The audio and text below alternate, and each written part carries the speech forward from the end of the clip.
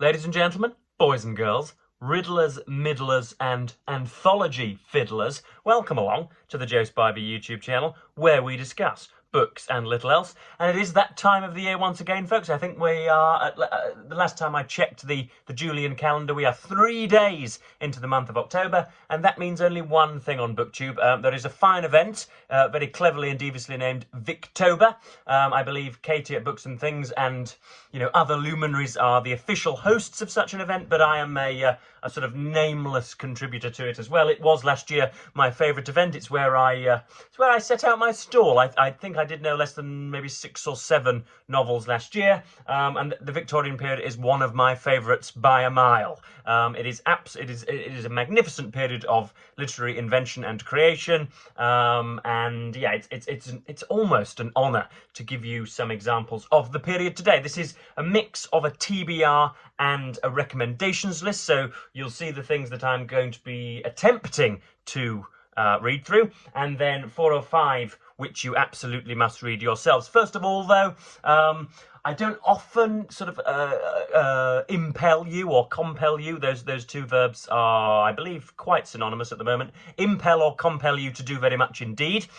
This isn't a circus show. I don't ask you to like and to subscribe and to share this with 17 different friends and relatives. But I am today coming from the pearly gates on high to order you to ask a question either in the comment section of this video or sort of appended to the bottom of the community note that I wrote the other day, asking for questions. It's been 12 months since I've been on the platform, and I've been beamed into your delightful little brains, and I think that is ample, I think that warrants us doing a Q&A. So if indeed you would like to ask a question about goodness knows what, the Machine Man Matrix, or about demographic breakdowns in Kingston upon Hull, or indeed about the ominous nature of Sally Rooney, or chocolate ice cream, or stitching in the 17th century in Dundee, whatever it is that you think I might have some sort of notable opinion on, please do let me know. We can get closer to one another, and I'm sure that is the biological incentive of nearly everything that human beings do. So that would be jolly nice if you could do that. Second of all, again, just before we get into the books, I've been messaging a magazine in Hull. I shan't name it because you'll all just end up sort of, charging the offices of such a station with your pitchforks and your torches if I name the very company. But I've been speaking with a magazine in Hull who, upon first or second messaging, said that I might well be an able candidate for a paid placement with them, and that was all very good, and I was with wide eyes and open mouth. I was saying yes, absolutely, and I have subsequently sent them 7 or 8 messages asking for additional information, how it is that I might set up a meeting, offering us to fuse our minds and ideas, what it might be that they would like me to write about, how I am a capable candidate, how it is that I would really like to earn a living from my own pen, and how this is a very excellent and most perfect opportunity.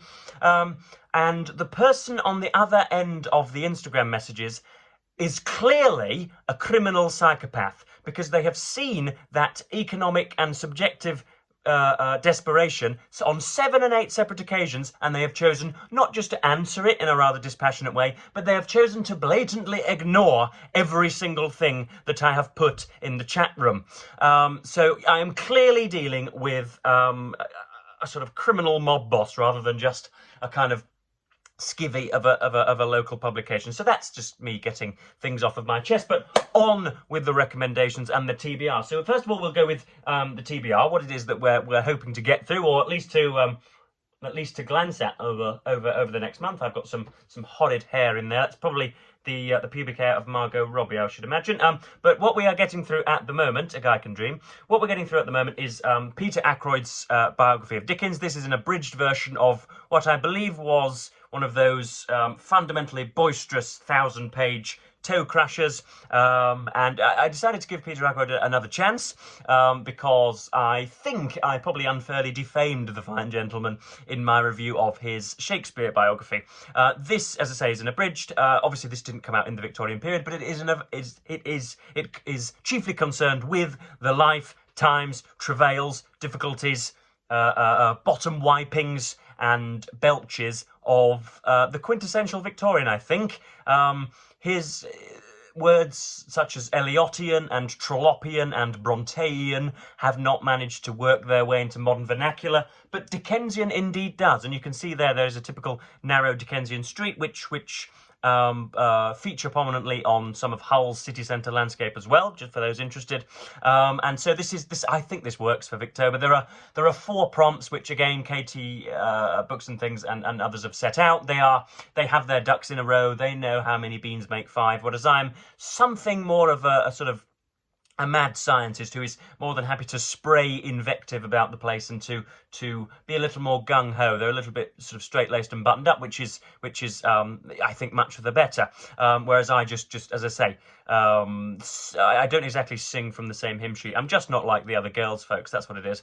So yes, this is delightful. I'm a third of the way through, and because Ackroyd isn't just making it up as he goes along, as he did with the Shakespeare biography, because he's dealing with primary sources. It's tremendous, and I'm learning an awful lot about Mr. Dickens, and this, of course, will warrant a review of its own Monday or Tuesday by the time I've chomped through the blighter. But yeah, this is very, very nice indeed. There are some lovely pictures, and I've already got 9 pages folded over, which will, of course, much of which will end up on the cutting room floor because I can't possibly dog you with such folderol. I'll have to just highlight 3 or 4 pages for you. Next up, we have this is a very strange pick. I've never seen it on a Victober TBR, and it was calling to me in a rather malevolent way this morning. We have the Communist Manifesto by Karl Marx and Friedrich Engels with sort of ample introductions and historical delineations between sort of young Hegelians and old Hegelians, and where indeed it was that Marx's political philosophy emanated from, and all of this balderdash. But the actual manifesto is but, I think, 60 or 70 pages. And of course, its fingerprints are all over aspects of Western thought. He is either invoked by loyal supporters or by nefarious enemies or whatever, either communists who are reading from his work admirably, or admiringly, I should say, or enemies that are looking to degrade their opponents and saying that they are scions of this bearded gentleman. So I have read this before, years and years and years ago, when I first sort of sprung from oblivion and ignominy and decided that I should like to spend my entire life reading books and writing them. I did get through this, but not with my... I can't remember having picked up on a great deal of what it is that Marx is going on about. I think it's a pamphlet of its time, I do think, but it would be nice to go back into there. So that's, yeah, the Communist Manifesto in a very fine edition. This is obviously special. This is an imprint of Penguin Books, but it's a Penguin classic. This obviously isn't a black-spined one. To the memory of Raphael Samuel. This translation was first published in 1888, but the original manifesto came out in the 1840s. So it's very much Victorian. So that'll be good. Next up, this will be something which we dip into every now and then. I'm not going to read this from cover to cover because that would be absolutely mad. We have Victorian Verse, edited by Christopher Ricks. I hauled this with a capital H some months ago, and I've barely looked into it since. But there are poems from all sorts of people in here. Charles Dickens. Obviously, we've got some Tennyson, who we'll refer to later. Ebenezer Eliot, Matthew Arnold. I'm sure Andrew Marvell is in here. George Meredith, James Henry, Ernest Jones, who was part of the Chartist movement. Arthur Munby. Oh, to have a surname as mundane as Mumby. Sebastian Evans, Mr. Hopkins, Sidney Dobell, Sidney Dobell. Yeah, so some Victorian verse here for us to look at during during Victober. I'm sure I might do a Poetry Thursday, or I might revive Venting with Verse, which was a small series where I took apart a poem, I dissected a poem, and saw just what it was going on underneath the bonnet. So yes, that's Victorian Verse, edited by Christopher Ricks. There is indeed the sort of what was Victoria. She's always portrayed as rather glum, and rather unforgiving and unexcitable, but I think she was something of a kind of daring flirt in her letters. Who knows? But that surely is Victoria there, looking out upon her subjects, her lowly subjects. Next up we have William Thackeray's Vanity Fair. I believe I have tried this before. There was once an execrable time where I had no fewer than three copies of this text on my shelves. Thankfully, I've managed to discard two of those, and I've just got the one left. But this is Thackeray's upper-class Regency world is a noisy and jostling commercial fairground, predominantly driven by acquisitive greed and soulless materialism, in which the narrator himself plays a brilliantly versatile role as a serio-comic observer. Now, whoever's written that blurb clearly has, Joseph Edward Spivey in mind. So this is Vanity Fair. I've heard an awful lot about it, and this is a fine cover there. You've got some sort of speculative jamboree taking place on what looks like Grand Viceroy Spivey's freshly mown lawn. So yes, that's Vanity Fair. And then we have something which I'm not absolutely committing to any of the books that I have outlined here, but this is the only one which I am certainly committing to. This is Charles Dickens' Bleak House. Now, my relationship with Charles Dickens is a rocky one, to say the least. I enjoy the short stuff, but I've read now three of the longer and better loved novels, and the gates are yet to be opened to me, frankly. I don't really know. Certainly compared to his contemporaries, I don't see just why it was that he was so loved and so universally venerated. Peter Ackroyd is having a good stab at things in his biography, talking about the mixture of wit and seriousness and realism and fantasy and all of the other dichotomies that he would like to place. So I know that a great deal, obviously he shines brightest, I think, of all the Victorian writers, at least canonically, and he is loved by most who encounter him. I would wager that's because they've never read a single word of Anthony Trollope, but that's an issue for a different day. So yes, this is, I think, the biggest and the most. This came out at about the same time as Middlemarch and is seen to be something of a twin pair. They're supposed to be, never the twain shall meet, but they are extraordinarily similar. And obviously I love Middlemarch, which I'll discuss in just a moment. This is, I think it's north of 1,000 pages. Just about 1,000 pages. And hopefully it'll be jolly good. I believe the front cover depicts a lake in Leeds, which is bizarre, given that I presume everything is set in London. So yes, that's something of a Victober TBR. And then we've got 5 recommendations for you idiotic malcontents who perhaps are yet to read any Victorian literature whatsoever. You should be self-flagellating on a nightly basis, because that is an intellectual crime. But anyway, what is the Victorian... I always like to outline, whenever we review Victorian fiction and anything written before perhaps the Western comfort of 1960, that if you were a creator before 1960, you were probably bespotted with venereal diseases. You worked 17 hours a day for 12 pence an hour and lived in a home which nowadays wouldn't even be thought fitting for the most impecunious Sudanese immigrant or whatever. You lived in shackles, horrid conditions. You lived beside and above and below 14 other people. You had 28 brothers and sisters, 37 of whom did not survive until the age of 4. You had politicians who were daily denigrating you. You had just muck and sewage and slurry browning the streets. It was the worst, veritably one of the worst times to exist. And yet, at least 7 or 8 of the key authors of the Victorian period produced the finest and most fertile literature ever. They were prolific, they were profound, they were investigative, they were heartful.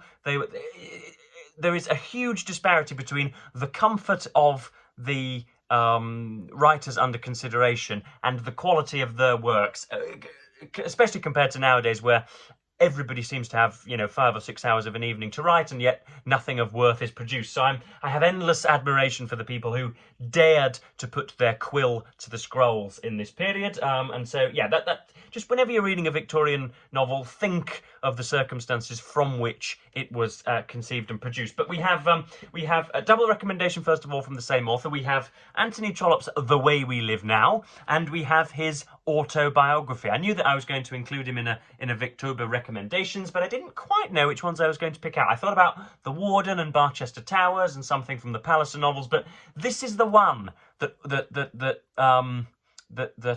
sort of inspired me most to have a go at novel writing, or at least made me want to emulate the kind of expansiveness, the endlessness of this novel. It's fantastic. It is set when Trollope had journeyed over to America, I want to say, but it could well have been Australia, another shelf of the British colonies, and he'd come back and he saw, as we heard outlined in the blurb on Vanity Fair, a kind of gross, grotty, hedonistic materialism, a kind of a godless aberration of objective morality. He hated some of the moneylenders and some of the moneyed upstarts, all of the spasticated gremlins that we see on sort of glossy the fronts of glossy magazines and being sort of immortalized in documentary series today.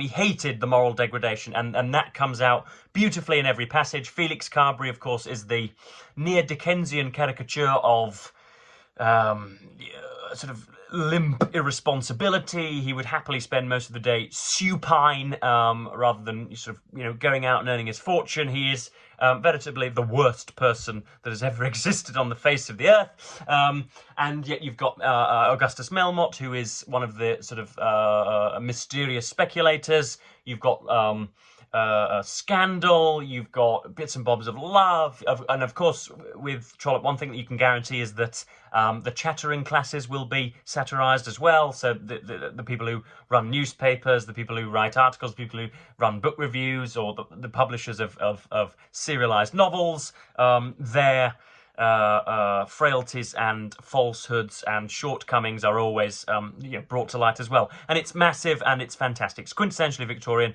It's great. That's The Way We Live Now. And then we have the Autobiography, which is sort of despondently earnest and went a long way to ensuring that he would not be the star of the era. I think Mr. Trollope is second to George Eliot, should we say, the finest male writer of the Victorian period. He did a very strange thing. He stripped the emotion out of writing. That's the main takeaway. Again, this was apportioned its own 20-minute review on my channel.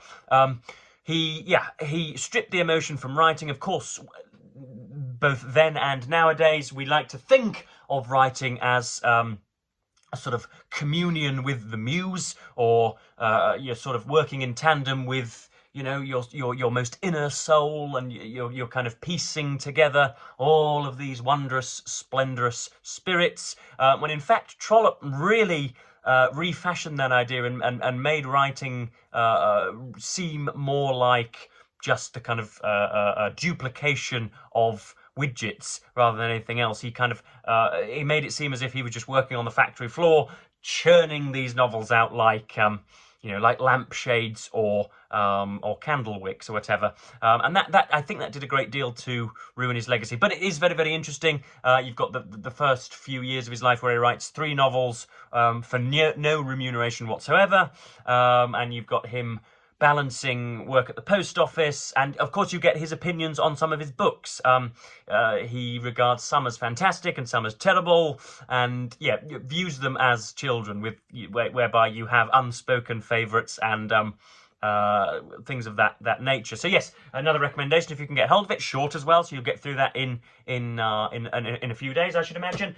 Next up, again, we have a double recommendation. I've got something to break you in to the oeuvre of this writer, and then something to, I don't know, solidify her reputation. We've got George Eliot's Silas Marner, the story there of a cute and cuddly, sort of hermitic, slightly parochial old gentleman who feels, again, philosophically lost and is bereft of all hope, and then all of a sudden, magically one day, a toddler, as the phrase might go, toddles into his house, and all of a sudden he lives a more actualised life, and everything is better. Of course, things are much more complex than that, and I have not done Miss Elliot any justice there, but if you want to see, if you want a taste of the Eliot style and the novelistic things that she does, and you know, the tone and the progression from point to point, and just the general semantic style,